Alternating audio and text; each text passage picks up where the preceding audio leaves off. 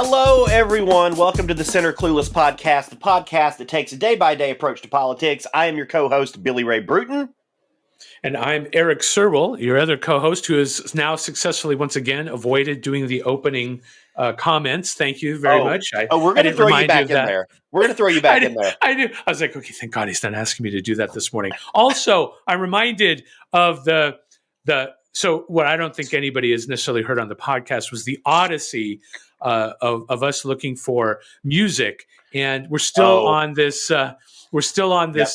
Canned music, and we attempted to get this band to let us use their music, and they actually asked for editorial control over our content. They sure did. I was like, yeah, no, we're not doing that. Let's be clear, though. They asked for editorial control over a podcast that has 6 episodes and that currently has like 100 listeners. 100 listeners. So well, what if it goes viral over something hateful said? And I'm like, Jesus, I'm like, you guys are dead. These guys, look, I love them, and I can't say who they are because I don't want to out them. But man, are they dead when it comes to the real world of music? And they have not only zero editorial control. We had actually offered them a little stipend of $250 an episode that would go up if we became, as our listenership went up.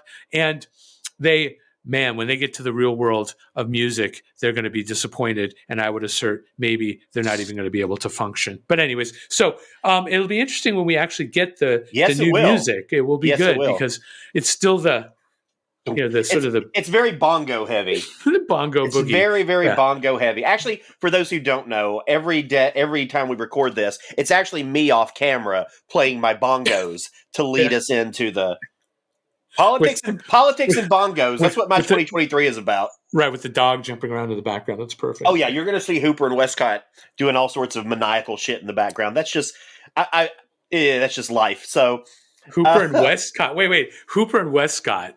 That's right. Jesus Christ. Well, let's be clear. Hooper I named after one of my favorite films, Jaws, and Westcott came to me with that name, and he was so attached to it I couldn't get rid of it. Well, no. It's just that Westcott sounds pretty. It sounds it sounds very, like Westcott. It's almost pretentious for a dog. But that's it's very pretentious. It's very pretentious. He sounds Hooper and Westcott, like of the Seattle Westcotts. Yes, sir. He sounds fancy, but he's just a fucking mutt. Yeah. Just a fucking mutt. Right. But one with a fancy ass name. So much has happened in the political world over the last week. Dare I say, the most that has happened since we started recording this podcast. In one single week, too. Yeah, Jesus. So we've got a few things that we want to talk about this episode, and this episode will be the first since the introductory episode where we do not have a guest, because there was so much that happened. We were just like, we would rather just hit everything ourselves, and then we'll have a guest back next week. So you're just going to be listening to us two schlubs narrating horror for the next 90 minutes. And we're going to kick off with what I consider to be, let's be clear, I'm not someone who generally gets excited or enthusiastic about the death of a fellow human being. Jesus. That is not normally who I am. But I would be lying if I said that I didn't dance a merry jig when I read that Pat 700 Club Robinson, died this week at the ripe old age of 90. Who gives a fuck? Right. Boy, there's a lot to unpack there. Yeah, why do you hate him so much? That was the thing that I was going to ask you offline, and I didn't. And I'm shocked that you even have to ask me why I hate Pat Robertson. I think it's because you're a gay man. I think it's because, but I don't know. Well, that's part of it, but that's certainly not all of it.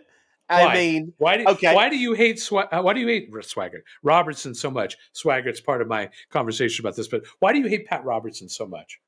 Well, let's see, because, where to even begin? So when it comes to the gays, he says that we caused hurricanes. He says that we caused AIDS, and that AIDS was a punishment from God. Right.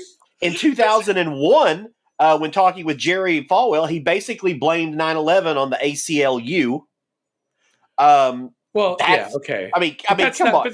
But that's he's not the only weirdo conservative making stupid. No, he's not. But he might be the one with the biggest platform. And that is the difference. And let's not forget, I mean, he ran for president in 1988 and is a big reason why the Republican Party is the way it is now. He planted those seeds. He's the one that brought the Republican Party back around to courting the evangelical vote. Absolutely. He is the one who basically said, he basically took the 8 years that Republicans jacked off over Ronald Reagan and said, you're not hateful enough. And I'm going to build my own Republican Party around a more hateful version of what you've been doing, Ron. Right. And that laid the groundwork. I mean, it's not just him. Like, it's people like Lee Atwater certainly contributed too. Right. But Pat Robertson has, he was proudly saying in interviews, he was like, his mission was to convert Democrats. That was his mission. Like, right. I want to convert Democrats through my holy program, the 700 Club. Like, I think he was an evil piece of shit. And I said the same thing about Jerry Falwell. I think the same about a lot of these religious figures. I won't include people like Al Sharpton in that because I don't agree with that. But he's just awful. He did a lot of awful things. He hurt a lot of people. And just as a queer person and nothing else, peace out, motherfucker. Right. Like, enjoy wherever the fuck you are. Right. I mean, what's funny is in my world, I realized how much of my lens is in my conversation about this. So I apologize. But in my world, it was the breakdown, those televangelist breakdowns in the late 80s, early 90s, where I just was like, who gives a shit what these people think, what they say? And to be fair, I think in greater culture, that was the beginning of the end for evangelical power in total over society. What I didn't take into account then, because I didn't know, was I didn't realize how much underground niche belief there was in these things. Like, it was some, so there are books that are sold in these spaces that the New York Times bestseller list doesn't touch. So there are books that are actually selling millions and millions of copies that none of us know about. And they're the crankiest bullshit religious books if you're not a believer, right? Obviously, I am not a hardcore believer in all of that. So I think of it as, kind of woo-woo. It's just as, if you're going to come talk to me about, how I'm an Aries, I'm going to be just as disdainful of it, right? Like, well, maybe there's a little bit of, cherry picking in those things. Just like with religionism, it was the late 80s. And again, for me, it was I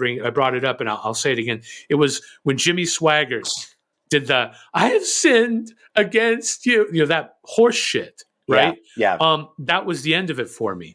And Robertson, for me, was always just a constant reminder of the ridiculousness of evangelical thought, the ridiculousness of, and what was sad is there were parts of the evangelical lifestyle that like the family, this, that, the other, all good. And religious people in my family were always great, to honestly, outside of their judgment towards others. When it came down to the day-to-day game, they were living their space. They were showing up, being for family, being positive towards family. I didn't see any of these things as bad things. But man, it was the evangelical breakdown in the 80s and 90s that had me not caring about him. But even you bringing up the couple of things that you brought up, he has been a source of hatred and a source of, maybe let's pull it even away from the word hatred. He's been a source of intolerance for a long time. And the fact that he died, it's kind of like, we're done with that one. Let's move on to the next. It's been a mess. It very much does feel that way to me. And there are only so many of these like vestiges from that time period left, right? And he was kind of the last of sort of the bulwark, like establishment guys. You've got people now like Joel Osteen, who I think is just as bad Right. It might even be worse to some degree. Right. But they don't have the same kind of, I would say, cultural impact that someone like Pat Robertson did and does. No. Yeah. Like here was a guy that was so emboldened and so in his ministry that he was like, oh, I can run for president and maybe win. Yeah. And I just, I try not to speak ill of the dead, but sometimes you just can't help it. No, you're absolutely dancing. When they spend their whole life on this guy's fucking grave. When they spend their whole life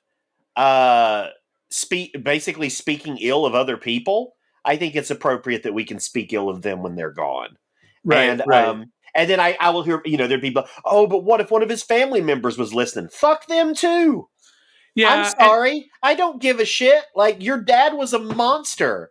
And he knew it. And he knew his... Or your grandfather or your great-grandfather. Right. I don't give a shit. He was a faith healer in the beginning, which is what's interesting about that is he got out of faith healing when it became, in other words, when one of the things that I said interesting, what's very interesting to me is it's the advancement of media over time that has caused a lot of these guys, mostly men, to change their game up, right? Like, as soon as there was recorded video that was commonly used in media as a way for evangelical conversations to spread, he stopped faith healing because you can so many faith healers, the amazing Randy went after him years and years ago, right? Went after Robertson, discussed Robertson's faith healing. And it was the amazing Randy that took so many of these guys down, the faith healers. But he got out of that and somehow survived it.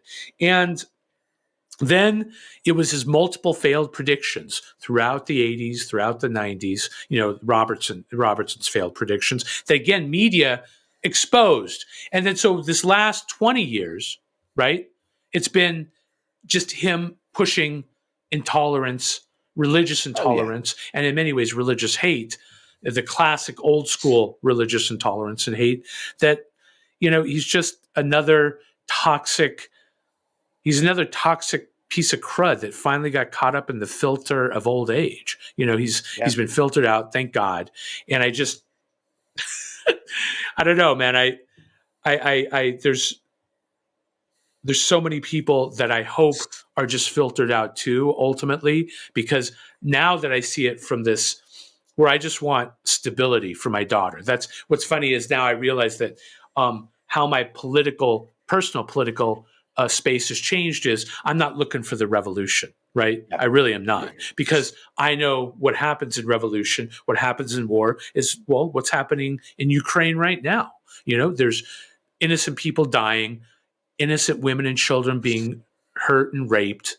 It's terrible. And so, nowadays I just want to see people with bad ideas be diminished and to go away. Not necessarily canceled, right? Because there's a whole cancel culture conversation. No, there's space for evangelicals to live and to exist and to have their conversations like every American should be able to have their conversations. But man, the ability to push intolerance like that, I don't. Here's the thing: if you want to be evangelical, I don't give a damn. You are allowed to believe whatever you want to believe, and I don't mind you out there doing whatever you do, as long as you're not inciting violence or hatred against another group.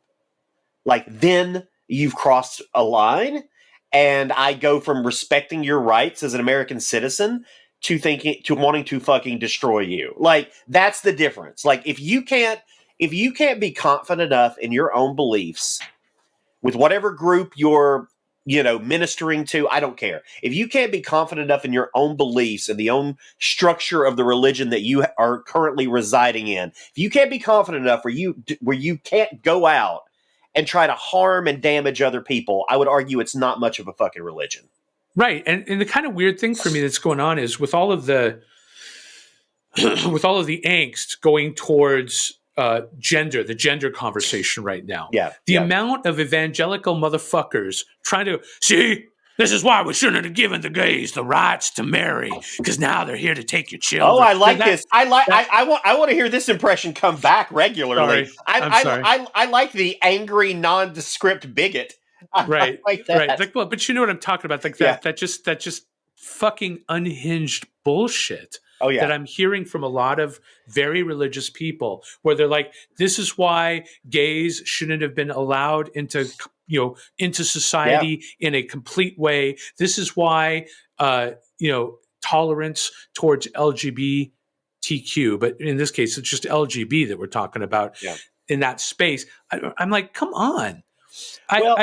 All of the bullshit that you heard about gay parents, for instance, which is absolutely ridiculous. Yep. Like the true story of gay parents is their kids see gayness as something that they might want to rebel against. It's not something that in other words, gay parents aren't causing gay children, not at all. which was a big conversation that would happen around that. And I'm hearing that again. And I mean, straight parents don't cause straight children, or we wouldn't have gay people. Right. And to be clear, gay parents, you want to know what ends up being the same old shit. It's funny because I've had the opportunity to be very close with several sets of gay parents, and their kids fuck with them just the same. Yeah. It's just the same shit. Worse, your kids are going to eat you fucking alive for no matter what you're doing. It doesn't matter. And if you think that being away as a parent is something that's going to encourage your child to be that way, get the fuck out of here. And so not only is all of the old bullshit not only dead, but now proven dead, at least in my world. To hear it again, you're just like, are you kidding, you guys? It's over with. The conversations about gay people in modern society is over with.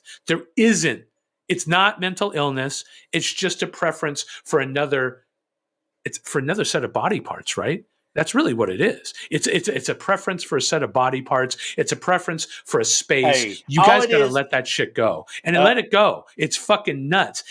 And you know what? Robertson dying. What's funny is, in the next couple of years, he would have had so much to say because of the resurgence sort of the anti-gay space that's showing up in the transgendered conversation. Let's be clear. Holes or poles? Choose. Those is your option. Shut the fuck up. Holes or poles? Choose and go. No, I mean, I think Pat Robertson is a good example of someone who started out not as extreme as he became, but just basically followed the wave of the Republican Party over the years. I think he was smart in the extent of, like, in 1988 when he ran for president, he knew how he needed to run. Right. That was at the end of the Reagan administration when we were starting to realize that maybe the 80s weren't so great. And I think he realized he was going to have to bolster this new faction of the Republican Party. And then he has just been following that faction's whims ever since. Now, I'm sure he believes them too. Don't get me wrong. I'm not letting him off the hook. I think he believes every hateful thing that he's throwing out there. But he's also aware of it's not pure hate. Meaning, and when I say pure hate, I'm not saying I don't know if I agree with that. Well, no, it's hate. But when I say it's not pure hate, it's not authentic hate in many ways. I'm just telling you, I think that he was very calculated, is what I'm saying. Robertson was calculated. I don't disagree with that. While he actually hated gay people, maybe his presentation of his hate was absolutely it ran through a political filter. It ran through a societal filter that he thought. In other words, he was very careful about how he presented his bullshit from the time he got, actually, I assert, like I said, over his whole career. When he got called out for his faith healing, he stopped doing it. When he got called out, you know what I'm saying? He had some, he was managing his image. And so when people manage their image that well, kind of, I don't know if they actually believe it. Maybe they're just, you know what I mean? Yeah. No, I disagree. I think he meant every single word of what he said, as ridiculous as it was. I'm not going to say that he wasn't. It's interesting because we hear the word grooming a lot these days. We're talking about Democrats because, according to Republicans, we're all grooming kids because we're all pedophiles. That's sort of what Pat Robertson was doing to his followers, right? He was grooming them. Right. So he's letting him in on the initial. Here's the softer Pat Robertson, and then when you got deeper into it, then he presented the more. But then, but at the same time, he is also being groomed himself by sort of the whims of that far right evangelical side of the party. So, like, he's being groomed in one way in his policies and politics, while he's grooming millions of people across this country to follow his twisted, hateful way of thinking. Right. And, you know, I wonder how many of these racists and bigots that we have out there now, I wonder how many of them are, let's just call them Pat's bigots. Right. Like, how many people is he responsible for? I think that maybe that crowd's a lot older. I don't think anybody knew. I don't disagree with that. I don't think he's getting like the young people down for what he's doing, but I think there's still a lot of old people out there. Right. And they're also the most politically active. Yeah. Sorry, go ahead. I mean, I would say anybody who even grew up like I did. I mean, I knew Pat Robertson. Like he was on. Like even people my age, I think, and a little bit younger, they're very familiar with Pat Robertson, especially in the South, primarily because their parents are familiar with him. Well, so do you think that he was a force? Like where does his influence? What's the age cutoff for Robertson's influence, in your opinion? Oh gosh, I would say now. I would say anyone under 40 is probably not going to be as influenced by him. Got it. Okay, I would say anybody under. I would say 40 to 50 is not going to be a huge amount. Like I'm in that category, and I certainly was influenced by him, but not in a way that would make me support him. But I would say 30 or 40 and under people are probably safe, and I would say 40 to 50 is kind of mixed, but over 50, I think people over 50 know who he is. I mean, here's the thing. For me, at 53, I think he is. I think for Gen X, he's an example of the dying breed. He was I think for many Gen Xers who had to live in the world somewhat begot by him, right? Mm-hmm. You were just like, I'm telling you, that 80s was just. It was every televangelist turned out to be an asshole, and you're like, well, you guys are all talking shit. And so I think that for boomers, he's absolutely still, for many religious boomers, he was actually but boomers are all old now. Most boomers are 56 and older now, right? I'm certainly not saying that Pat Robertson has the kind of power now that he did in like 88 or even like 95. He certainly doesn't. But I think his brand of evangelical thought is the current thought. Like the Republican Party right now is running on, an engine that he helped build, and that he has been refueling every episode with gas ever since. And so I think that's where his influence is right now when he's died, is like what we're dealing with now in the Republican Party is his Republican Party. Right.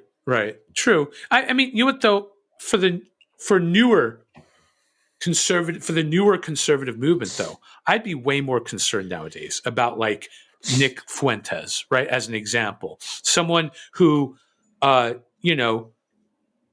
is a virulent racist. Oh yeah. I mean, almost legit Nazi, although he's not a Nazi, right? Like he's not a member of the Nazi Socialist, nor is he a member of the KKK. But man, he absolutely talks, walks, looks just like that. And there are people in that sphere, sort of what I guess they'll call, although they're not as political, obviously, but that red pill sphere, which is affecting young men from in their early teens all the way into their mid 30s. That's, I think, the new sort of danger for those on the left is that, and not only that, but many of the things that war now between that younger group, I think, is much more important when it comes to politics. And I would probably celebrate Nick's death a lot more than I would celebrate Robertson's, because the Robertson, he was kind of like the rotting remains of the old guard. The new guard is where I think a lot of the danger and maybe energy exists for me. Well, and what's that danger? I mean, Pat Robertson was pre-social media, right? Like he wasn't a social media presence. Like you weren't seeing on TikTok, or at least I wasn't, Pat Robertson coming up with like little clips from his sermons. Like that was an area they never really engaged in a substantive way. He wasn't very clippable, right? Oh yeah, and all the new people are doing is just taking that, modernizing it, putting it in a technology age and social media. And, there are still dumbasses out there saying that gays cause hurricanes, I'm sure. And I would love to think that we had that kind of power. But why would gays cause hurricanes that are going to hit mostly tropical islands that gays are going to be vacationing at anyway? Right. But I mean, that's the real logic right there. Absurd. The whole thing is just absurd and stupid, right? Obviously. And wow. But yeah, I'm not gonna celebrate it. A lot of people's passing, but this was one that I could not. I celebrated when Jerry Falwell passed too. I think Falwell was worse than Robertson. But these other motherfuckers like Joel Osteen. I don't know that Joel Osteen is an evil dude. I think he's just a crook. No, right? Yeah, he's good. Yeah, he's just an opportunist. Osteen is like the refined, crack cocaine of the plain powdered cocaine of Robertson, where he's got it refined out. Osteen's essentially almost untouchable. Yeah. Like the only thing that even came close to touching him was his response to Hurricane Katrina, as an example, where the sort of overt selfishness of who he was laid bare for everybody to see. But you're never going to, how about this? I bet you never catch Osteen in a prostitution situation, as an example, right? I don't think you're ever going to catch him. I think he's too smart for that. And he knows what side his bread's buttered on. He's more media savvy, right? So, yeah. Well, I think this is a nice segue into a new segment that we started on the last episode. A little something that we like to call Cancel Corner. Oh, look at that. Look at Kevin Spacey. Look what's he staring at. Is that a Chick-fil-A? Is he staring at a Chick-fil-A? What the fuck's Roseanne doing? I don't know. Is it Chick-fil-A? And by the way, I had to ask Billy Ray off stream, like, who's that lady? He's it's Roseanne. And I'm like, oh, that's right. No, actually, I'm sorry. I mispronounced it. As my buddy Ben would say, it is Chick-fil-A. Is it Chick-fil-A? For real? No, it's Chick-fil-A is how you pronounce it. I call it Chick-fil-A. Well, no, it is Chick-fil-A if you're having a discussion with him about it. But it is Chick-fil-A technically, or Chick-fil-Gay. No, I'm not even going to try to make that happen. Chick-fil-Gay. So this is Cancel Corner. This is where we talk about someone on both the right and the left that is attempting to be canceled. And I can't imagine we're going to go through a single week without having these. So let's start off with the left. And this isn't the left canceling somebody. It's the left canceled somebody. And this would be Chris Litt from CNN. Right. How about this? People gloating over it is real. This was the wunderkind who was brought in by CNN to shake up things and immediately started. What's all happened on his reign? Let's see. He's lost a lot of commentators. Yeah. Don Lemon is gone. John King just signed off from his Inside Politics show. Right. But the big thing was Trump, right? They bring on Trump to do the town hall, which I think was totally okay, frankly. We talked about this on the podcast. I think the dude is the presidential frontrunner. He got 70 plus million votes. Yes, he should be on a town hall. He has not been convicted of anything yet. When he is convicted, which we're going to get to in a few minutes, then fine, exclude him from shit. But liberals were up in arms that they would even give Trump a platform. And immediately, you just started seeing CNN get hammered. I know they lost advertising. I know people stopped watching CNN, and they were already struggling in the ratings. Right. And I read somewhere that they were hoping for like 6 million viewers on that Trump interview. They got 2. Wow, really? So let's be clear. That's what had Chris Licht removed. Was the Trump move was failure? Was an absolute failure.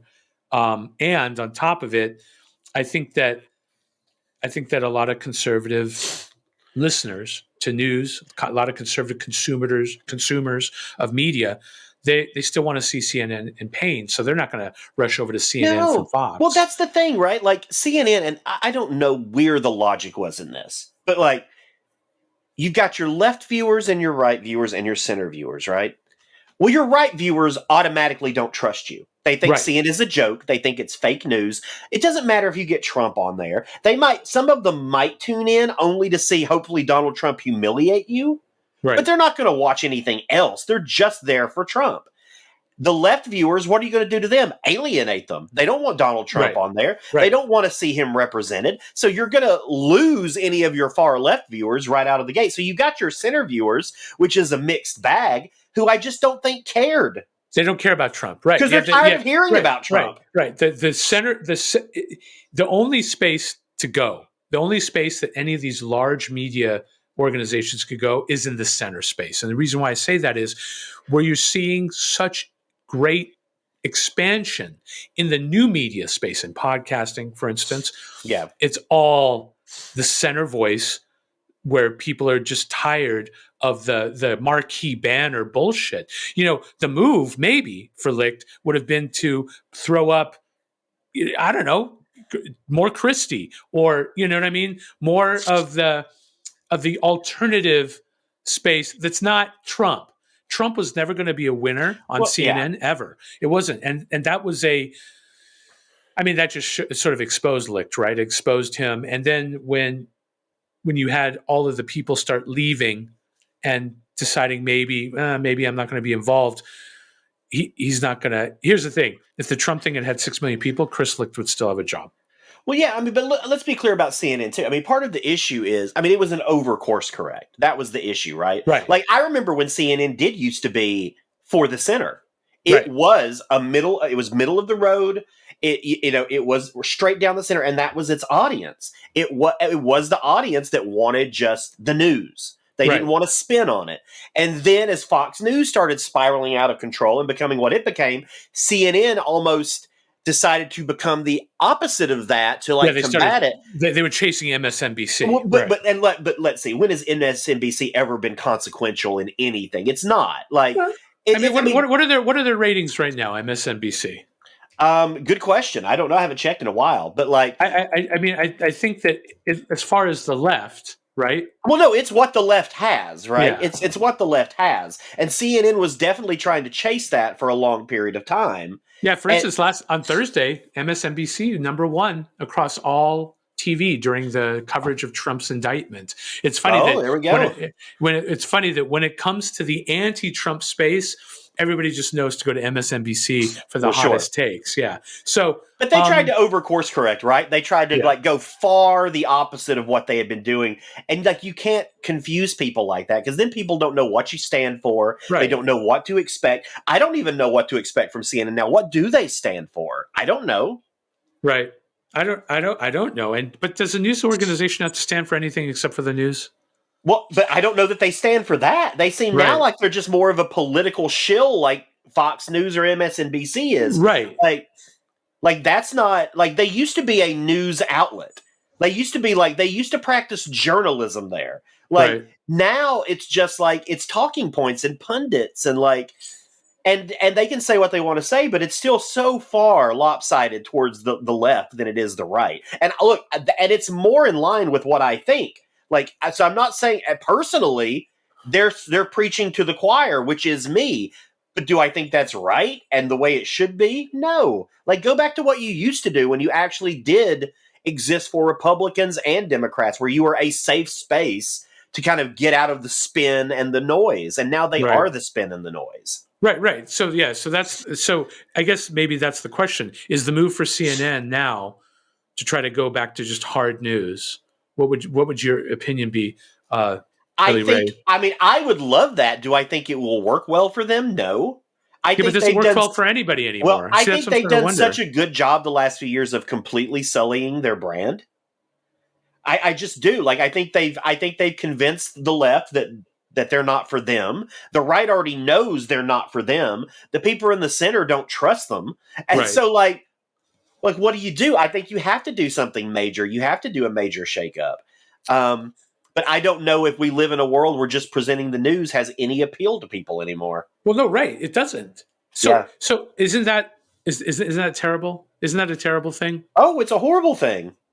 It's a horrible thing. Like I miss those days. Like it drives me crazy that I can't just turn on something and get something spinless. That's just literally these are the facts. And your local news is the best place you can get it, frankly. And Right. even that has got some biases attached to it It because absolutely you know does. that station is owned by someone with a political preference. Yeah, and they're selling That they're exercising. They're pushing it through. Yeah, they're pushing it through their product. They're pushing it through, whatever the brand is. I don't know. Because what's funny is because I kind of think the New York Times has successfully course corrected. So for me, I expected CNN maybe to have some of the same success that the New York Times has had. The New York Times has somewhat successfully retaken the center. They really have. So how come they were able to do it and Licht wasn't? Is where I would argue with that a bit. I would argue that they finally a disagreement. I would argue that they have taken the center, but still veer right from center quite a bit. The Times? Yes, the Times. And for a while there, they were veering very far right. Not totally. I'm not talking totally. I'm just talking about what they are.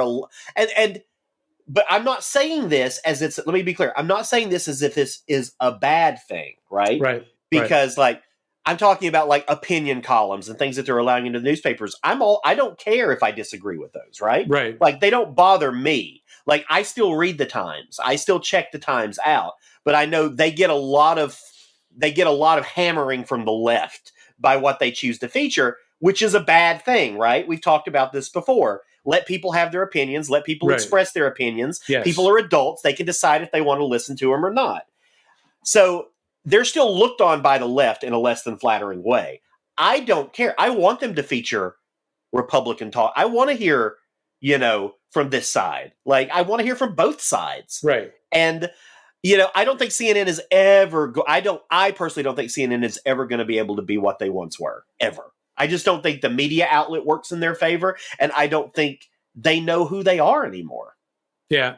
I kind of wish Turner was back around. Well, I know. He know how to do it. No, but seriously, like you can equate how well that station did to a large degree with Ted Turner. But okay. Anyway, moving on to the right. This one's a little more lighthearted. The right has decided that Garth Brooks must die. So Garth Brooks, if you don't know, best-selling country artist of all time, one of the best-selling artists of all time, came out and is opening a bar. It's called the Friends in Low Places Bar and Honky Tonk in Nashville. And he said this, quote, "I want it to be a place you feel safe in. I want it to be a place where you feel like there are manners and people like one another. And yes, we're going to serve every brand of beer. We just are. It's not our decision to make. Our thing is this. If you are led into this house, love one another." Shocker. What a horrible thing that he has said. Basically, what he was responding to is the right's attempt to cancel Bud Light and all of these other beer brands. Sure. And he's saying, fuck that. I'm going to serve whatever brand I want to serve.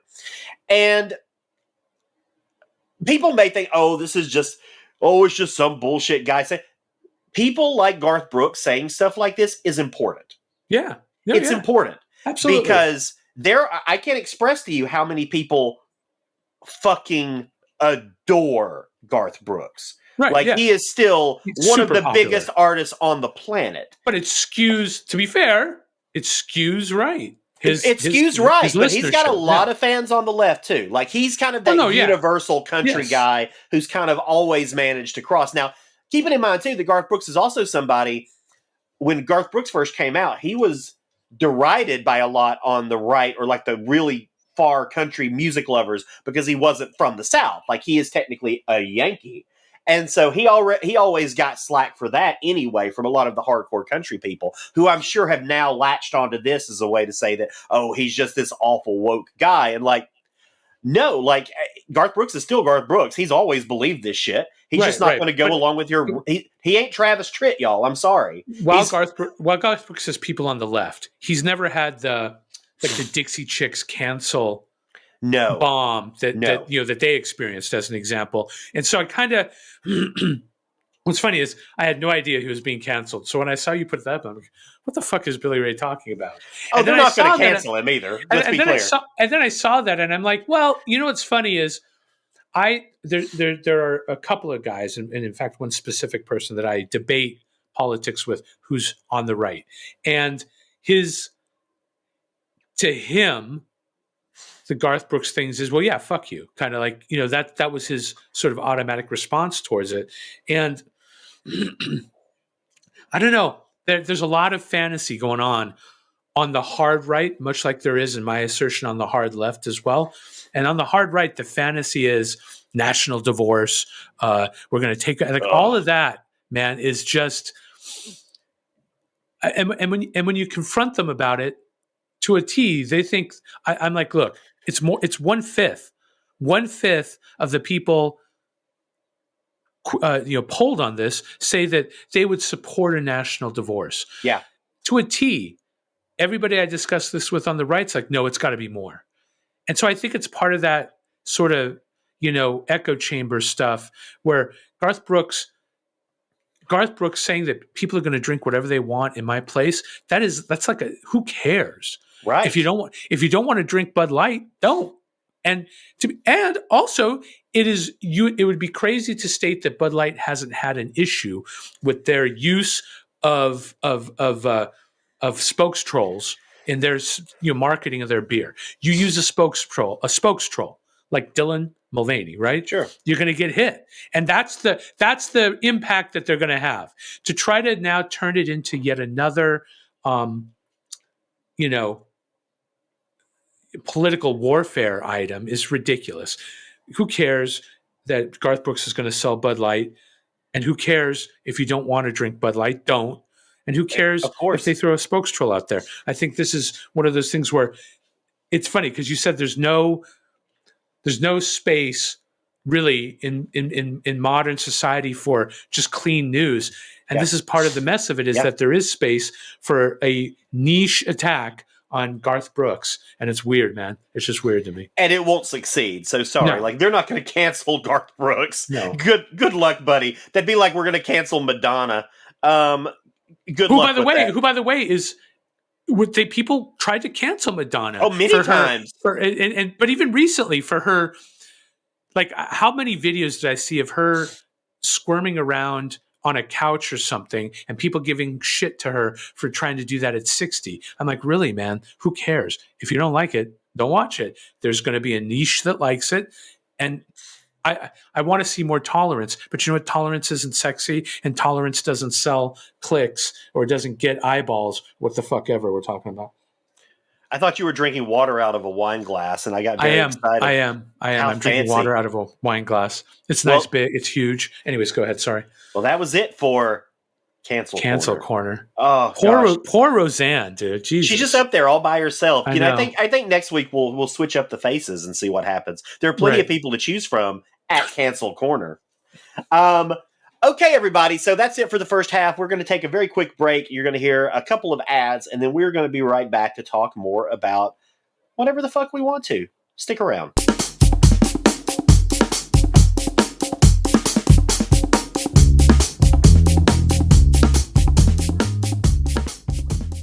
We are back and hope you enjoyed those lovely words from our sponsors. And so we're back to talk more political bullshit. We just dove into some Pat Robertson goodness, thank God. And we talked about... Thank God he's dead. I'm sorry. And then we went into our latest edition of Cancel Corner. And, I want to talk about this next topic. And I'm going to say something here. And I don't mind saying it. Let me preface by, I'm a proud Democrat. I like Chris Christie. I've always liked Chris Christie. Chris Christie announced his presidential candidacy this week, which was expected. We kind of thought he was going to run. He also ran back in 2016. He was part of that field of candidates that tried to take down Donald Trump, but could not. And he's best known as, governor of New Jersey. He was also the attorney general there, I believe, for a while. And was a very popular governor in New Jersey until the whole Bridgegate thing. Yeah, the George Washington Bridgegate. By the way, the other thing was his absolute fuckery when his family got to go to Island Beach State Park, where nobody else was allowed to go there because he was in the middle of a fight with his fight over budget. But go ahead. Sorry. Yeah. So those two things are what really kind of sank him, at least on that local level. Then it didn't help that he actually joined Trump's transition team and actually, at least for a little while, not a long while, but a little while, was quote unquote pro-Trump. And now he's running for president. He's doing a lot of interviews. You're seeing him out there everywhere now. I like Chris Christie. I always have. I respond to his way of communication. I prefer candidates who just say whatever the fuck they feel. Right. And I also like candidates who own up to the shit that they do. Wait, so has he owned up to the George Washington Bridge shit? Oh, he absolutely has. He absolutely has. And he's out there right now talking about it in every speech he's giving. Like, he's a candidate. Because let's be clear, though, I don't want to give him too much credit for that, right? Because he knows he has to do that, right? He has to, because he knows he's going to get asked about it. So what are your options? To deny something that people have proven is true, or do you just own up to it? And he's taking. But that said, really, you so know wait, which, hold on. So but I you know which route. You know which route Trump would take. So he's absolutely taking responsibility for that. Well, he's taking responsibility in the extent of he is taking responsibility for the people he put in charge of the project. Okay. You know, he's taking responsibility of it to that degree, which is, you know, I trusted people to an extent that I should not have trusted them, but it's on me because I was the governor. Okay. And which is like, okay. And what I'm waiting on, because right now I'm looking at this field of candidates, right, that are going up against Trump. I'm looking at Tim Scott. I'm looking at Ramaswamy. I'm looking at Mike Pence and Ron DeSantis and Nikki Haley and all of these people who are trying to track down Trump, none of whom I think have a shot in hell necessarily of taking down Trump, because I don't think they know how to play Trump's game properly. Do you think Christie does? Absolutely. I think Christie is smarter. I think he is shrewder. I think he has far more experience. And I've seen Chris Christie in debates, and Chris Christie's great in debates. I think he was so caught off guard in 2016, as everybody was, by this Donald Trump phenomenon. That who did Christie take down again? I forgot. He took down. Was it Rubio or was it? It was Rubio. He and Rubio clashed, and he took him down. Isn't he just going to be yet another?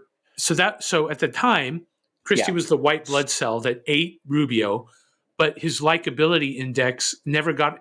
And so he's had a likability index issue for years. Absolutely. He does. And I don't even know what it is aside from fat white guy. Maybe is the problem he's got. Outside of that, man. Well, he's very vocal and says things that get him in trouble sometimes, and he is blunt to a point sometimes. Yeah, but people love Trump for that. So why is Christie having a likability problem, or why does he have a likability problem? Because he talks shit. And to be fair, so I agree with you that Christie's candid.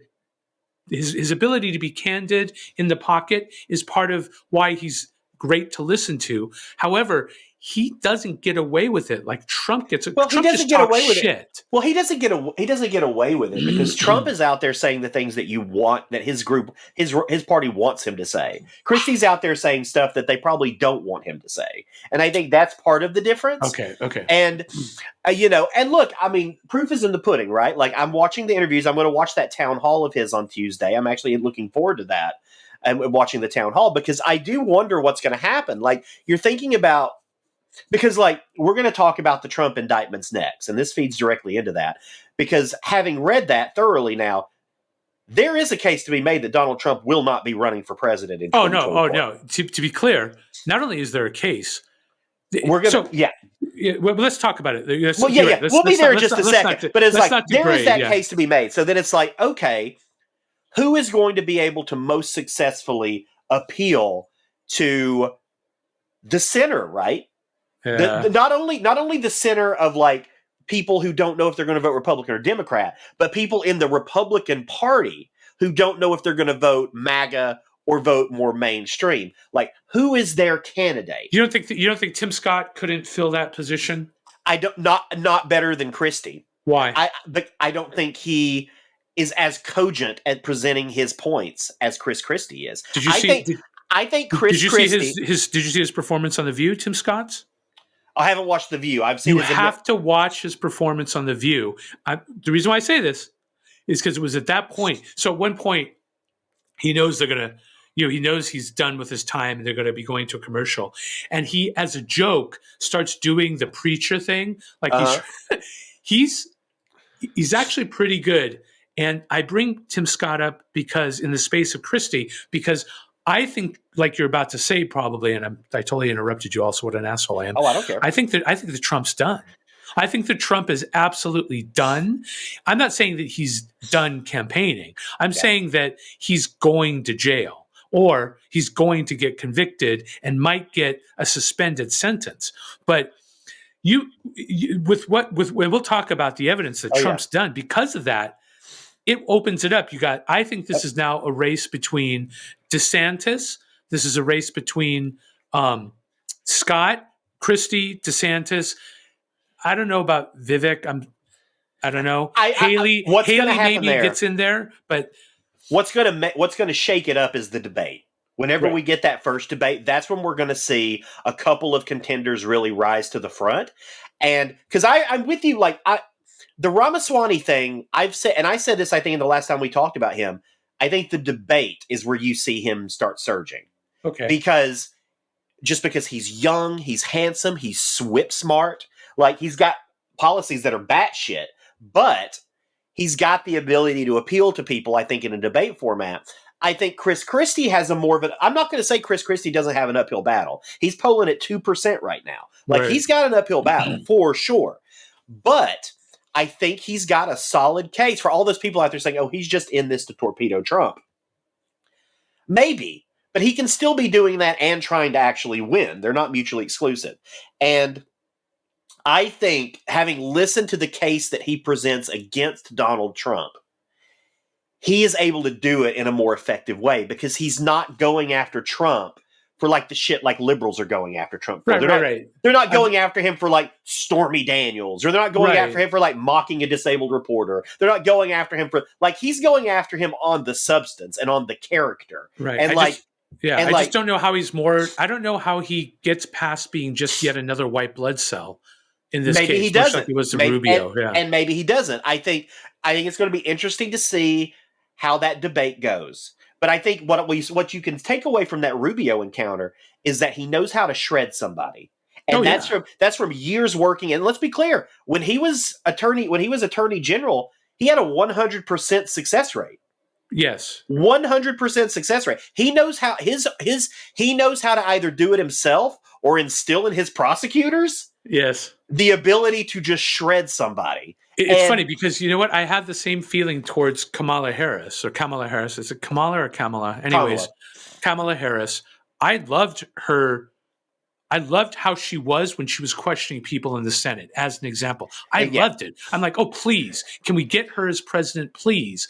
But it hasn't translated into sort of a presidential presence. And so is he in that same spot where he's great at shredding ass, but as an executive... I don't know. I don't think so. And I think the difference there too is that he's been an executive, right? He was governor of New Jersey. And Kamala Harris did not have that experience. She did not have that executive experience. He's had that executive experience. And I remember him when he was governor of New Jersey and listening to him speak and listening to him go at people in those debates and everything and seeing clips from him. Like, he's a beast when he wants to be. Right. Like, he really is. And I think all people remember now is those 2016 debates with Donald Trump, which I don't think is fair because nobody on that stage knew what to do with Donald Trump. He was unlike anything they had seen before and they experienced before. And you watched all those middle of the road Democrats like Jeb Bush and Chris Christie, and like they just didn't know what to do. And so they fell one by one because they couldn't compete with that. And the only people who remained were the people who were just as fucking crazy as Trump, like Ted Cruz and like the moderates were out because they couldn't deal with it. Right. And so, Christie's will have had 8 years now almost to and knows Trump a lot better now. He worked with Trump, right? And, like and he saw fact, it firsthand. He thought that he thought he was gonna make Trump act normal. Is what I think. Oh, that's exactly what it was, I think. And that's the thing though, is like, and if you're Donald Trump, yeah, you're gonna tear into Chris Christie, but at the end of the day, you hired the motherfucker. Right. Like you brought him on, you made him run your transition team. Right. So you may want to go against him now, but you certainly thought well enough of him a few years ago to make him an integral part of your team. And so I'm just excited. Like, I'm excited to see some debates from the Republicans. Let me be clear. I'm not voting for any of these motherfuckers, but it's fascinating. Like, it's fascinating. It's honestly, for me, and to be fair, I have a bias against Trump. Okay, I fucking hate Donald Trump. So let's be clear that I am absolutely admitting and clarifying that I think that he is one of the most ridiculous things I've ever seen in my entire life. As an example of a human being, as an example of a president, as a president, I was like, are you fucking kidding me? He's president? You assholes. And so I'm excited because I would rather see any of those Republicans in office before I would have him in office again. And not because, and it's funny, is when I talk to some of my conservative friends, they'll go, well, that's because, they won't be as effective. No, I think it's because Donald Trump is so damaging to the United States as an entity at all. He's just damaging. Did he collude with the Russians? In the space of collusion, no. Was he a boob that the Russians pushed around and used? Yes, please. For years, they've done that to him. From him sucking their ass as a guy that's got to get buildings built in New York, all the way towards him, Trump looking at Putin, this puppy dog bullshit with Putin, who he never gave to anybody else. It's gross. Trump is terrible for this country. And I'm excited at the concept of not having a country being dominated by him as the Republican, choice for president. Jesus Christ, please. Yeah, I will say, though, I'm getting more and more concerned about Biden. And but do you realize that the worst thing for Biden right now is Donald Trump being taken down? Because I'll tell you, if Biden finds himself at a 50-50 polling space, in other words, and it's his pollsters getting it at 50-50, that means Biden's going to have to be compelled to get in front of a debate crowd. And if he gets into a debate with DeSantis, if he gets into a debate with Tim Scott, if he gets into a debate with Christie, he's in trouble. He's in massive trouble. And so, you know what? I heard an argument on another podcast, and I shouldn't be doing this, but they said that the move for Biden, if he really wants to survive, is to pardon Trump. No. Why not? No. Why not? Because then he's going to lose support on the left. To Trump? Maybe to Trump, maybe not to Trump, maybe to RFK. But so what? I got to be honest with you. So what? Then that takes away votes from him. I got to be honest with you. I don't think that RFK gets anywhere because he is currently polling at 18%. Yeah. And with no one bringing up all of the batshit stuff that he said in the past. No one bringing that up. Just wait till that fire hose gets turned on. Don't disagree with you about him. The team that's running Biden, the media team that's running Biden will clusterfuck RFK like no one's been clusterfucked. I'm sure on the they left will, but you're also living years. in a world where you even have liberals saying that Biden is the worst president in United States history. Yeah, we live in that. What liberals? I'm not saying all liberals or even a large amount, but I'm saying there are some. I'm commenting them on Twitter. I'm actually going at them on Twitter right now. True. And I'm like, we live in a world right now where there are people who think that this man is the worst president we've ever had, which, let's be clear, is objectively, provably false. On a multitude of factors. Oh, yeah. It's total bullshit. And totally, you cannot like him and you cannot be happy with the job he's doing, but this country is drowning in hyperbole right now. Dude is not the worst president we've ever had. No, but what I'm saying is like, it's not just that. Like, his own party doesn't want him to run right now. Like overwhelmingly so. Right. But who would run? By the way, just so you know, who would run? I don't disagree with you, but I don't think people care about that, Erik. Oh, man, it's such a fucking people mess don't care about that. Like, they just don't think Biden is capable of doing the job. They see him give every speech and fuck shit up. They see him saying that his son died in Iraq. They hear him saying that like. Well, I mean, you know what he means, right? I know what he means, but he's got to stop that because from the fucking burn pits in Iraq. All he's giving is the right wing fodder because all they're saying is like he forgot how his son died. We know that's not what he means, but their fucking people don't know that. Right. And he's been a gaffe machine his whole career. Well, yes, but this is different. He also plagiarized years ago, which is how he got in trouble. But it's not even just that. It's like I'm starting to come around to the idea that, dude, maybe you are too old. No, he is too old. He's too old.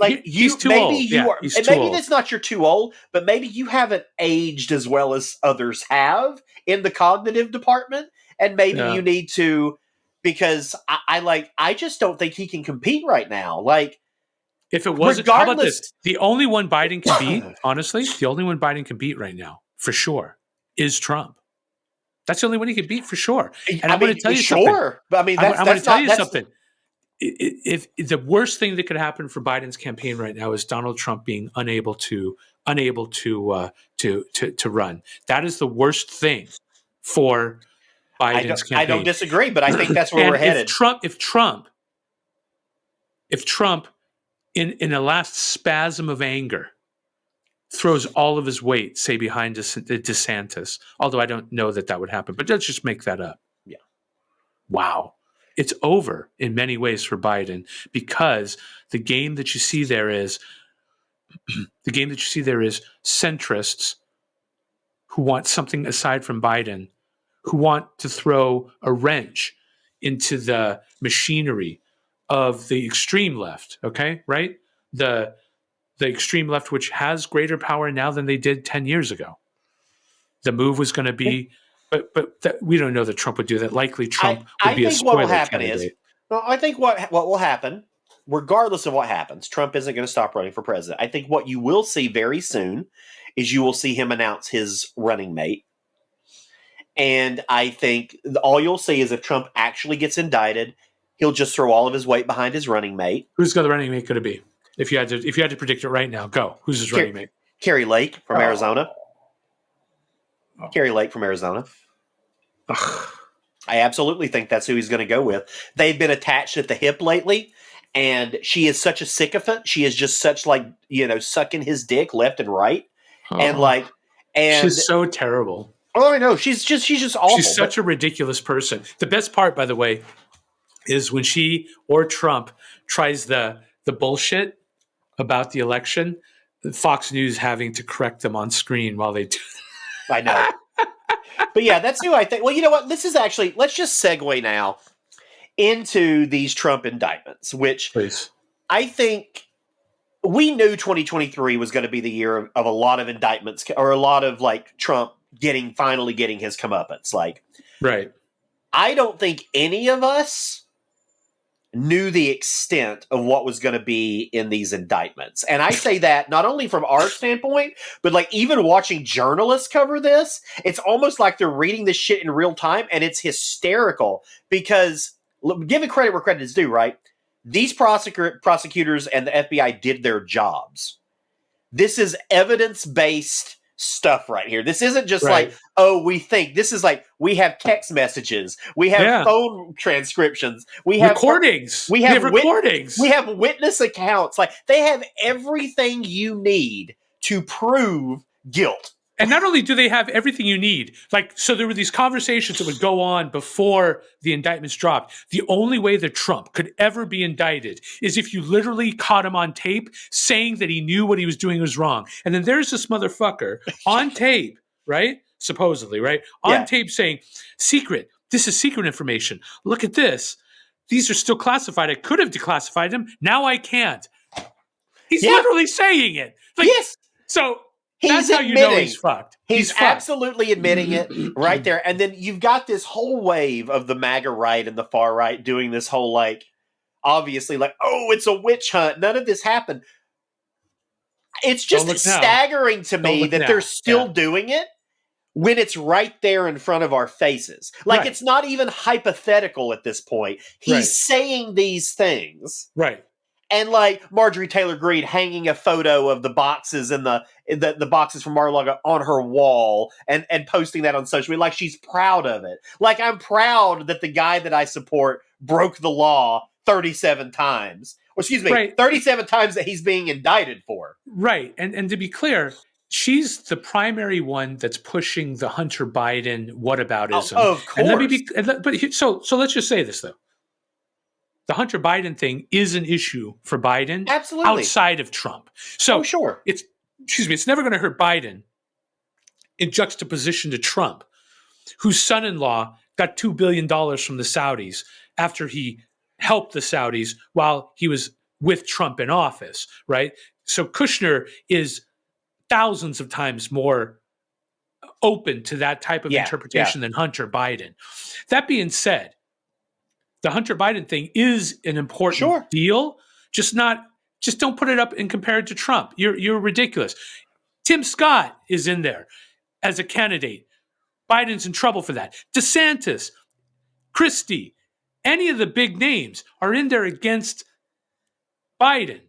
Yeah. Biden's in trouble for that shit. And not because he got $5 million, but because he's allowed his son and his brother to make money off of him as an individual for all these years and has just let it roll. And his fucking drug addict son, his fucking loser son, Hunter Biden, using his name to gain millions of dollars in additional drug and bullshit money, okay? That's a problem. Not for fucking Biden against Trump. So no. Maybe I perhaps agree. Stop talking, MTG, you motherfucking idiot. Yeah, no, I agree. Look, I'm not someone who thinks that the whole Hunter Biden stuff is all just fabricated, obviously. Like obviously something went on there.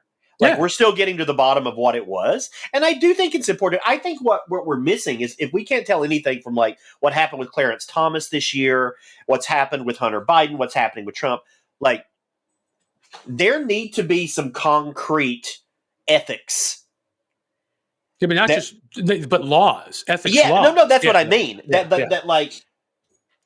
literally put this into perspective in a way where it's like, okay, you can do these things, but you're going to be in trouble because what's happening now, and I get the frustration. Like if you're on the right, you're thinking like, wait a second, and I get where people are coming from here, where you're like, wait a minute, they're indicting Donald Trump on 37 counts and they didn't do anything to Hillary Clinton? Right. Like I get where that frustration is. Now look, I've dug into that years ago. Like it's not the same thing, right? No. It's not comparable. No, but not even close to the same thing. That on the base root, they do all deal with the mishandling of classified information. Right, but the devil is in the details on that. And I don't disagree with you. But if you're on the far right and all you know is that deals with mishandling classified information, I understand why you're upset. Like I get it. Okay, you think that it's stacked against you, and you think that people aren't going to. And then they're also hearing about this Hunter Biden shit, and nothing is happening to Biden. And it's like, well, wait, I guess we're just going after Republicans now. Like it's a totally different ballgame. Like what Donald Trump did is knowingly and willfully deceive the United States government and commit espionage. Yes. Knowingly and willfully after he was president. That is not even on the same playing field as what Biden did, as what Hillary Clinton did. It's not even close. Well, I mean, the issue is that with the Hillary situation, and I simply know about this, right? Like I do IT for a living. I understand how it works. If I was Hillary Clinton's IT consultant, I would have said, do not put your own fucking email server any fucking where. That in reality, and to be honest, at the time, it was more done. Nowadays, you would never do that. You would always have. In fact, in IT now, it's generally understood that you should always have a third-party log of what's going on in your system that you can't touch, right? One that's write once, read many, like a worm storage of your administrative actions on anything that you're running so that you have transactional replay of your actions. I get all that. And so would I have done what her stupid IT guy did? No, I would never have done that. Yeah. But most of the stuff that she had that was top secret was retroactively changed from whatever it was to top secret. So at the time it was on her system, it wasn't even secret. Yeah. So that's how and also the position that both Biden has taken, as well as Pence, as well as Hillary Clinton, is when presented with this information, you should have done what they did, which was to give up that information. Exactly. Her IT guy erasing all those emails, you fucked up, dude. The time to erase those emails was before, when you didn't know. Yeah. If you had a policy of not keeping email, then you should have deleted that email. What it was is his not doing his job, combined with the emergency of the situation, has now turned it into this mess that's used against her. But like you said, it is nowhere near what he's done. Look, and Trump's shit, let's be clear, it's all Trump's fault. He had every opportunity for for a year and a half to give this information back. And if you look at the indictment, he wasn't charged for any documents that he returned. No. If he would have returned everything, he wouldn't be in this situation. Right. There's actually a missing document right now that's of such explosive or it contains such explosive information that it's just ridiculous. And let's be clear. Ridiculous. And this is how close he was to even had one of these people that he's shown these documents to been from a foreign government, he would have had a treason charge on top of what he has now. Right. I don't think people realize how close we were to having an American president be charged for treason. And should have been charged for treason if that was the situation. Oh, yeah, absolutely. And this, how about this? I thought that, so many people that talk, I by the way, I think that the Alvin Bragg charges are ridiculous. Let me just go there. Ridiculous. I thought that the Alvin Bragg charges might have more meat. No, they're ridiculous. And he's an idiot for bringing them. I think I'm not an Alvin Bragg fan. And this makes me even less I think he's an idiot. Anyway, sorry. Next, I was like, the only way this is going to make any difference is if they have literally a direct recording of him saying, I know that I'm doing wrong. And I said that like as a joke to myself. Here we are. He's actually said that out loud. To be clear, the next charges to come, the ones coming out of Georgia, that's the missile that sinks the Trump ship. That's the missile that destroys, because it's being run out of a majority Republican state. Yeah. Even though they have, some Democrats as senators, you're going to see that's going to be the final nail in Trump's coffin. But not in any leftist's wildest dreams did you think Trump was going to expose himself so completely, so absolutely completely. And man, and for me, what's funny is Trump, when he took office, could have been the new Ronald Reagan, right? Sure, he could have absolutely changed all of society towards a more conservative bent just by showing up and not being a fucking douchebag, and not being an asshole, and not being an egotistical, lying dummy. And not trying to be a fucking cult leader. And he shows up and he does that. And it's ridiculous. And so whenever I hear the sort of MAGA, or not even MAGA, just the pro-Trump, I'm like, look, yeah, sure, but he's burned it. He burned the deal. He had a chance to do something on the right that maybe, again, would have been something comparative to Reagan. But man, you know what Reagan wasn't doing? Taking shit like this to his house. I mean, to be fair, he was also probably in the throes of Alzheimer's when he left office. But none of this shit happened with Reagan. He maintained. None of this shit happened with Bush. Right. No, I mean, none of this shit happened with Bush. I mean, say what you want about Bush, and I could say plenty, but it was still, a civil exit from the presidency. Bush got out of there and was like, I'm done. I want to be out of the public spotlight for the most part. And Trump is just like, no, this is all his own doing. Yeah. There is no one to blame but Trump. Trump got all of the. Obama sat down with Trump and warned him. Right. He sat him down and talked with him. Yep. And he warned him. It is insane to consider how much Trump as an individual has actually squandered opportunity in his life, squandered opportunity. And man, okay, you egotistical idiot.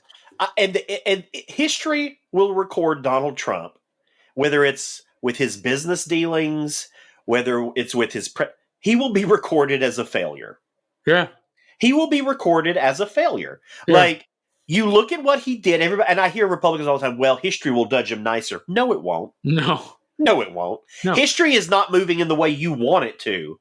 Like, history is not going to record him or anybody. Like, history has never smiled on anyone who has sought to take away rights from other people.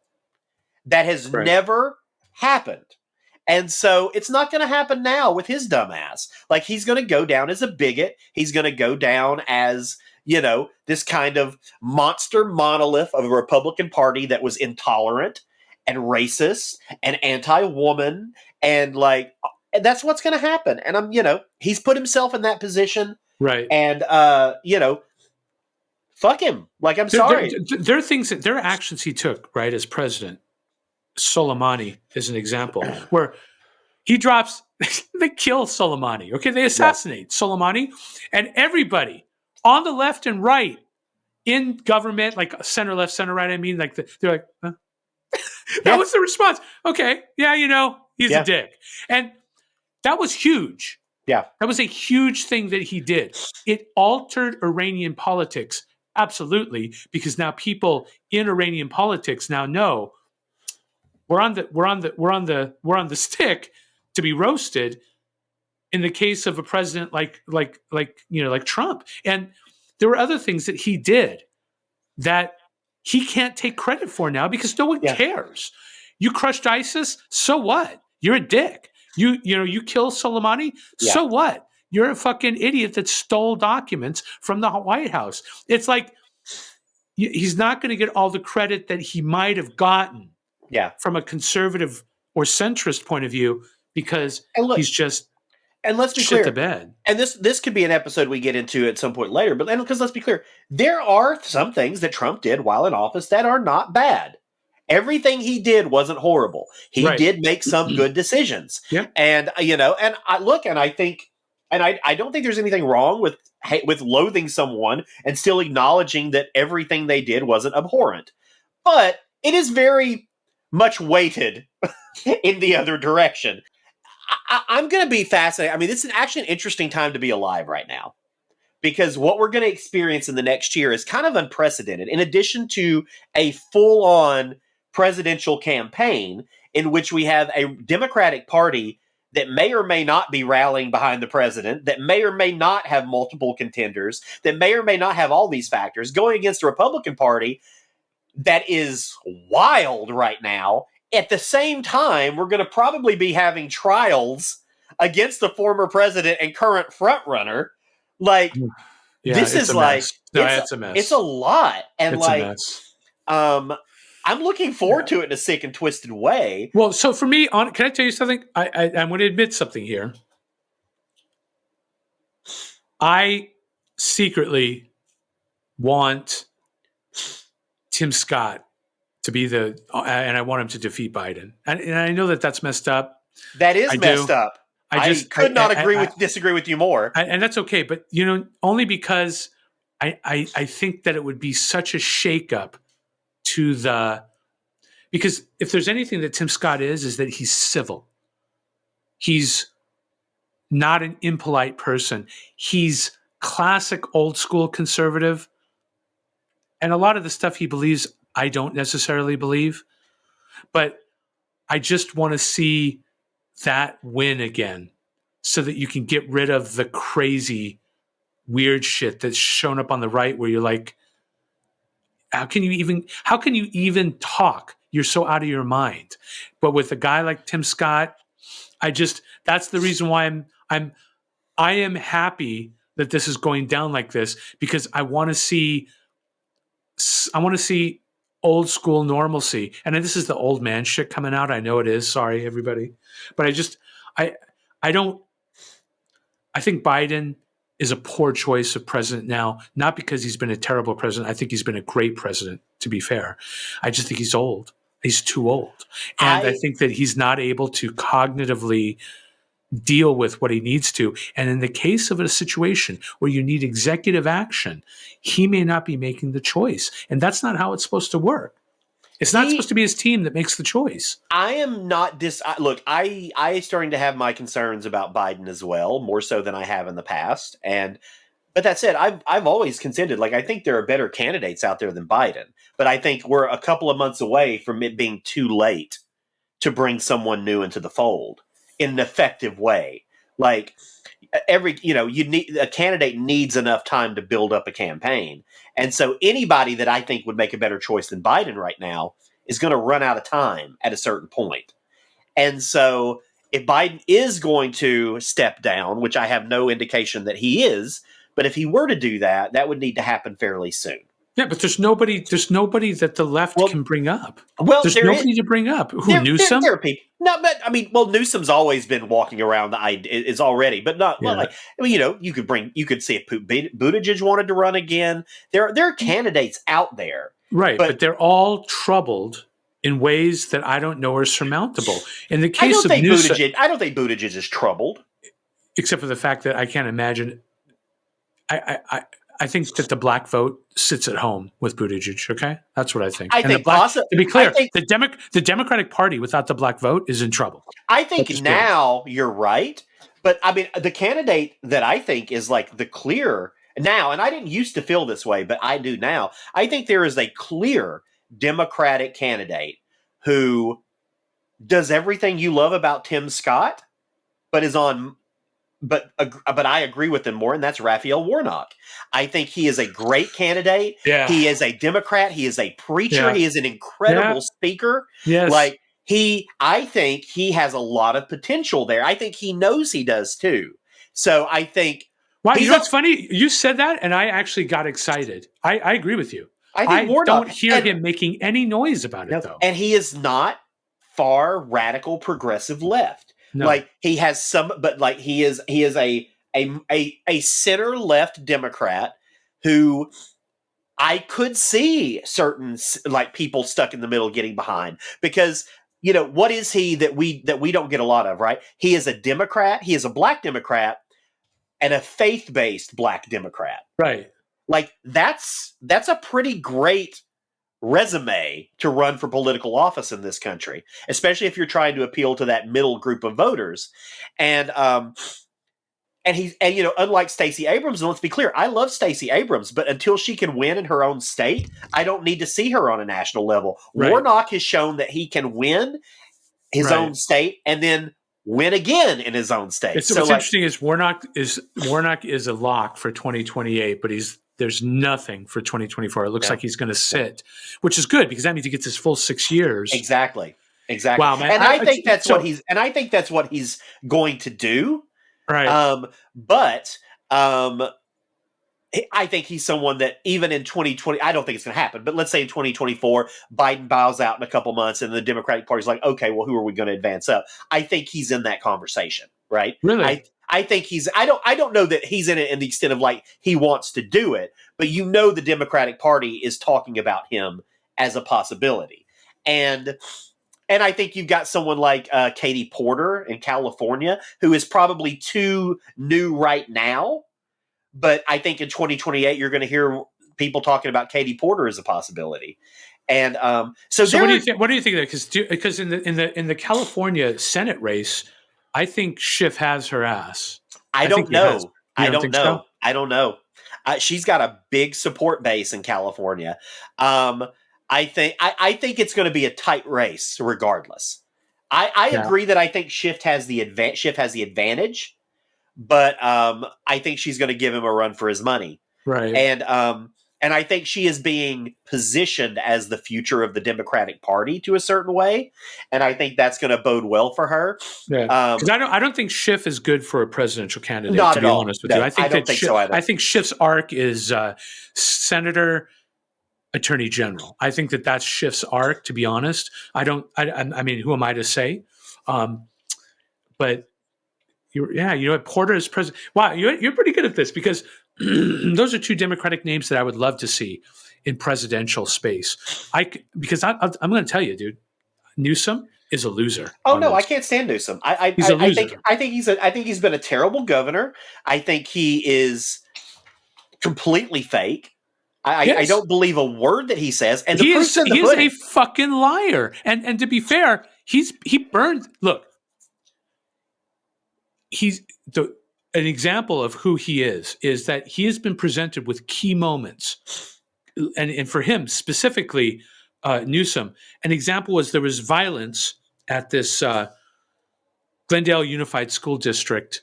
It was a meeting that they were having about Pride Month, and a lot of Armenian parents showed up, and Armenians are conservative and religious.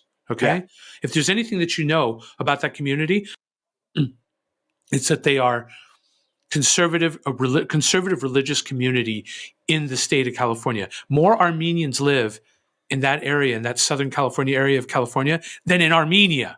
Okay, so it's an important place for Democrats to perform. All right, Schiff is in that district, Burbank, Glendale, huge. Yeah, and you as Newsom are going to come up and you're going to equate them with racists. You're a fucking dummy. Yeah, you're a fucking dummy. All right, the fact that parents might have a concern. Religious conservative parents having a concern. Should they stop Pride being honored? No. Should they have a voice and be at least being able to say, "Hey, we're not really comfortable with this"? Of course. Yeah. And then the violence that went on in California was pushed by the left. The left protesters were macing these parents, and then it goes into the fucking blender, and Newsom comes out with a speech that burns on them. This guy ain't going anywhere as a president. He's dishonest. He's playing politics. He's not being authentic. Okay? Not at all. And so this is an example of what the future of the Democratic Party is. I'm not excited. They've been trying to. No, go ahead. Sorry. No, you finish. What I'm going to say is Warnock, Porter, you're right. Those are voices I want to hear in the future from the Democratic Party. Yeah, I think Newsom has been positioned as the future of the Democratic Party since like the first year he was in office, and it's just never found traction. It's never found any traction because in order for you to be the future of any party, you have to be competent at what you're doing. Right. And, I lived in California. Newsom, I believe, was my governor the entire time I lived in California. And what I can say about that time is that nothing much happened. Yeah. Not much. He didn't get much shit done. No. And the only person out there on the Democratic Party that I find to be faker than him is Kamala Harris. Like, you think Kamala's fake? Oh, I think she's fake as shit. Like, I don't believe a word she says. But you know what's messed up is Kamala Harris, who speaks from the gut, I'm sorry. I think that a lot of the conversation, specifically when she was questioning Barr as Attorney General, and before that, I think she's awesome. Well, she needs to be in the Senate, though. Well, sure. I'm just saying that in that space, the space of her thunderous, like... Oh, no, I don't disagree. I love that. I liked Kamala Harris when she was just the senator from California. It's when she started running for president that I was like, you're fake as shit. Well, why did she do that? So that's my question. If what's winning you votes is your gut attack on subjects, is your expression, and sure, it looked bitchy or whatever people... Man, I've worked for powerful women, and she, unfettered, is a powerful voice. What happened? Why did she listen to whoever she listened to about toning that down? Sorry. That's a great question. I'm in that same boat though. I used to like her. I don't anymore. I think her approval rating now is worse than Biden's. Right. Like she's got but then again, like what's one thing that you can name that she's done as vice president? And you know what? She could have set herself apart. But there you go, Biden. Right? You can't think of one thing that she's done as vice president. No, I mean, she's said some shit where it's a lot of words and doesn't mean anything in reality. And you're like, dude, what are you doing? Well, she knows that stuff's garbage. It's like, she even knows Dick, it. like you can't remember a ton that Dick Cheney did, but he blew some guy's head half off with a shotgun. Like, at least he did something when he was in office to make an impact. At the very least, Cheney, while I think it's terrible, but through what was it? What was the office that he created so he could filter through the Iraq evidence? He at least got it done. It's terrible. It's monstrous. But at least he knew how to get it done. There's not going to be anything like that for Kamala Harris, where she's got like a secret office in the back where she's pushing Biden down roads that she needs him to go down. And the thing that's messed up is, I don't know. I wish that she was. I wish that it was obvious that she had somehow differentiated herself from the background that she was forced into, but she never did. And it's kind of crazy, man. She had the opportunity to be a voice, especially with the riots, especially with what had gone on with Trump during his presidency. But instead, she's basically been safe and milquetoast and terrible. And so, I'm glad that you were able to bring up a couple of Democrats I could get excited about. Jesus. Well, in closing, I want to talk about something we talked about sort of on the last episode, which I think bears repeating because something that we said this very week proved to be true. And we were talking about the fact that just because we have a 6-3 majority on the Supreme Court, the Republicans do, doesn't mean the Republicans are always going to vote that way. And then sure enough, we have this case from Alabama that is thrown out by the Supreme Court, which is basically a Republican-drawn redistricting that really disenfranchised black voters. And the court voted 5-4. John Roberts and Brett Kavanaugh joined the 3 liberal justices and got this struck down. And everybody, I guarantee you, if you would have asked every single Republican out there how this was going to go, an overwhelming majority would have said that this is going to be upheld. It's going to be upheld probably 6-3. Yeah. And everybody was shocked. And it's like, everybody on the left too, by the way, everybody on the left too that swore that this was it. This was going to be more proof. And it's like, that these judges were, like, no, they are doing their jobs. They're not always going to do it the way we want them to. They're not always going to, they may not always do what is the right thing, but they did in this case, and they're going to do it in other cases too. And, it's not as simple as, just because Trump is trying to partisanize or, turn the Supreme Court into a partisan institution doesn't mean the justices themselves are going to do that. Right. Once they're in, that's part of it. So this is the reason why everybody that wants to talk about term limits for these people, this is the biggest argument against term limits, because an unfettered Brett Kavanaugh, right, who now can't get, unless he's impeached, and he's not going to be impeached. Yeah. He's now able to rule according to his own thoughts. And it didn't follow with what anybody on the Republican side wanted, right? This is certainly not a federalist society. And guess what? It's going to empower blacks further. Yeah, it's empowering in a state where it is drastically needed. Like Alabama is already one of the most. It's already drawn legislatively in a way that does not benefit Democrats. It does not benefit people of color. And this would have been a final nail in that coffin. Right. And the fact that it was kicked back means that maybe there is hope. Maybe there is progress to be made there. We had Patricia Todd on earlier in the season, and it was like, things are bad in Alabama on a legislative front, but decisions like this help. They really do help. And it gives me even more optimism that maybe we're not going to see this just ardent, entrenched right-wing Supreme Court that so many liberals are afraid of. This tells me that we're not going to see that. Not the way people have talked about. Certainly a conservative court. Absolutely. By the way, there's going to be people that argue that Roberts is still trying to backfill his Citizens United decision, right? But I don't care that he's trying to backfill it. You know what? Good. Let him backfill a little and clean up some of this mess. So I by the way, I was funny when I saw that happen. I was like, I knew it. And I'm glad that this has happened. And I only wish I could shove it down more people's throats, because I was like, I think they're not going to be as conservative as you might gather. I think that it's possible that the arguments against these people as conservative justices included the need for them to fuck this up. And so since it's not, it's proving the people on the right wrong. It's also proving a lot of doomsayers on the left wrong, and I kind of am happy with that. Well, look, let's say 2024 goes in a way where we end up with a Democratic president and a Democratic controlled Congress. Let's say that happens. We need a conservative court. Yeah. We want a conservative court. That's the whole idea of checks and balances. That's the whole reason our structure of government exists. Like, we don't want one party,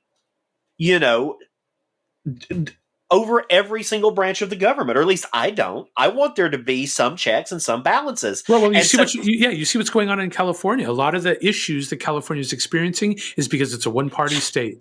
It's a one-party state, and we're starting to see the cracks in a one-party state. And in fact, you're starting to see people leave that one-party state in record numbers. Yeah. It's the first time California has shrunk in 40 years, something like that. And it's like, why can't your state just be for everybody? Like, be for every. Yes, you're going to have a certain party in charge, but like, it doesn't mean that you're. That's the thing that I feel like I know politicians has forgotten is like, Marjorie Taylor Greene is a good example, right? She's been elected as the Republican representative for her district. She's still representing the Democrats in that district. Right.